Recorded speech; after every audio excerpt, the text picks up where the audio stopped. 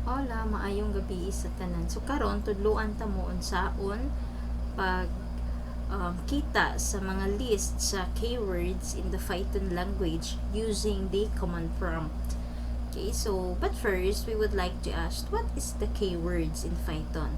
So they are also known as reserved words, which means that they must be only used for their specified purpose. So gamiton lang gid ni siya for that specified nga mga purpose. So kung mo-attempt ta og gamit ani for any other purpose, that would generate an error message sa atong program. Okay, so dili ta pataka-taka og gamit sa atong sa keywords.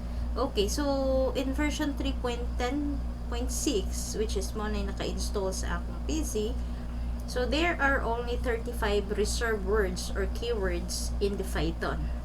Okay, so let's start. So we're done na to ang atong command prompt. So let's go to type tag cmd. Okay, then right click, run as administrator. Then i-type na to si Python. Okay, so as you can see, mugawas or makita ang atong version sa Python, which is 3.10.6. Okay, 64-bit. Okay, next is type na to ang import keyword. After that, the keyword .kw list. So, manggawas na ang tanan natong mga keywords in Python language. So, 35 ni sila tanan. So, we have the false, none, true, and so on. Okay, so ing ana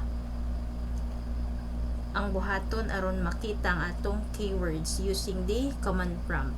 Okay, so thank you for watching and hope maka-follow na mo sa tanan mga tutorial. Don't forget to subscribe. Thank you.